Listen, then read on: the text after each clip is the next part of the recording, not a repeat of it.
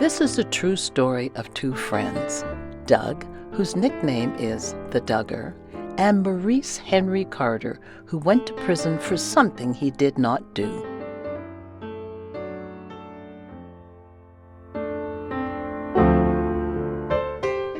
The Douger grew up as an energetic kid who was fascinated by radio. This was way back in the 1940s, long before lots of TV and internet. The Douger longed to be a person on the radio, on the air. So he came up with a show of his own. When he was just 12, it was called Calling All Kids. He went on to become a radio newsman when he was 19, and he loved it. He learned how to write well. He enjoyed providing truthful, useful news and information to his community, and eventually he owned and operated radio stations.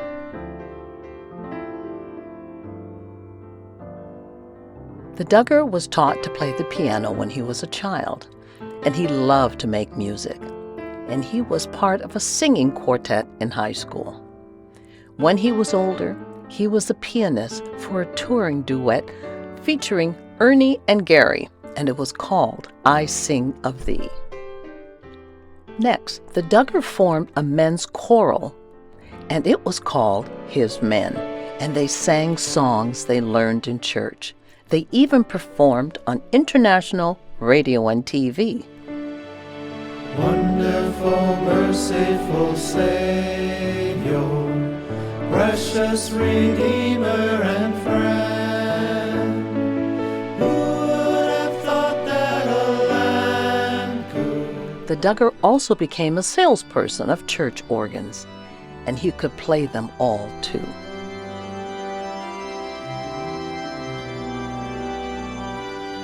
Always, though, it was being of service to others, to his town and his church, that gave him the greatest satisfaction.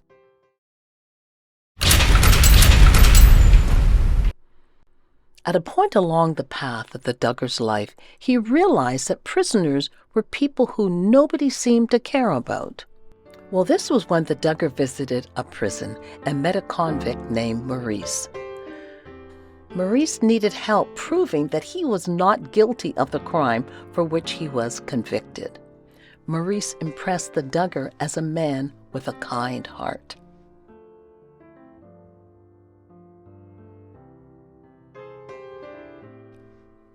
And so began the Douger and Maurice's very dear friendship. Their skin colors were different, but soon they would call each other brother.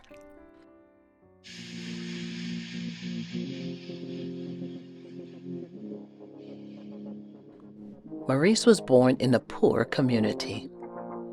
When he was put in prison, he had just begun to find out what he would like to do with his life. But one day in a city that he was visiting, he was arrested for something he did not do. So just imagine the Douger living in the world outside prison gates, helping Maurice inside prison walls. The two of them working together for 10 years to get Maurice released.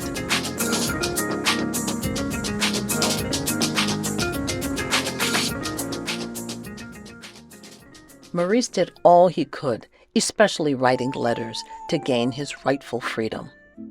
It was a time of struggle, with disappointments for both men. Maurice and the Douger kept going, though while helping each other to stay hopeful even when the authorities would not listen. There were many friends, several in the churches, who would try to help and get together to pray for Maurice's freedom. Special lawyers from around the United States and Canada helped. Among those who helped was a famous boxer with the same last name as Maurice, Reuben "Hurricane" Carter. Had written a book and had a movie made about how he was put in prison for something he did not do.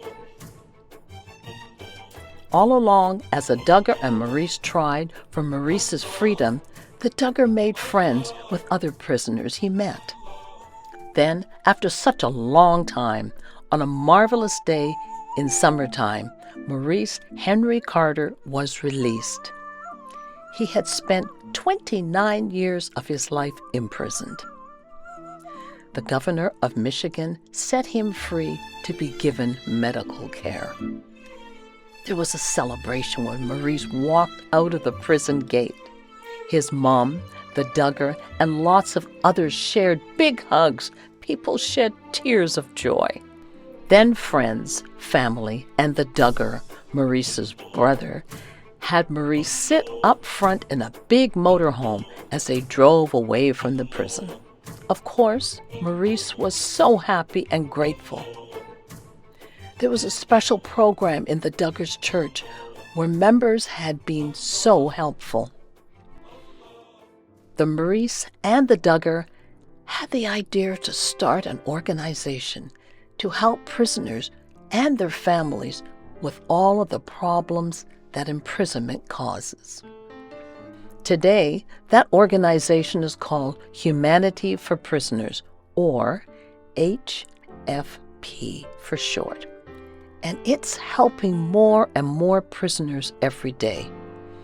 Requests for help keep pouring in. Maurice and the Douger knew this service was necessary.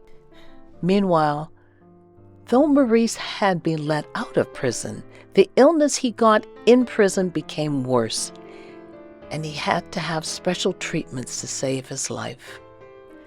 This was when Maurice and the Douger story took a very sad turn. Maurice died just after 3 months of his new freedom. The prison had not only wrongfully taken 29 years of his life, he was also not given proper health care. Maurice's family, the Douger, and his family, who had grown to love Maurice, too, mourned the loss of the gentle Maurice. The lives of Maurice and the Douger were made very meaningful by their joining together in Maurice's cause. The Douger and many others carry Maurice's memory in their hearts every day. Many people far and wide know more about the problems with prisons because of Maurice's tremendous sacrifice. As Maurice was dealing with his illness after his release, visitors would often find him outside the riverfront care facility where he lived, sitting quietly in the sun. Visitors had very nice chats with him that he so enjoyed, and oh, yes, he had developed an irresistible fondness for a certain new burger at a fast food place.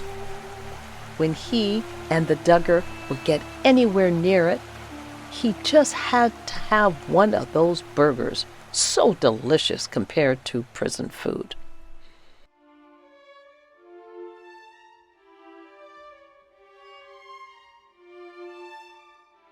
There was something in particular, however, revealed about Maurice's attitude. When Maurice was first put in prison, he was upset and angry. But that had changed over those many years of frustration. He did not have bad feelings for the people who imprisoned him. He was not bitter.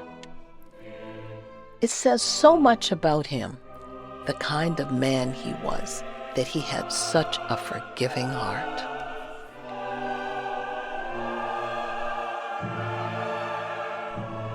I think that's it. Yes, Maurice was a lovely man, a lovely, forgiving man, and a beautiful spirit. That's just me putting that in.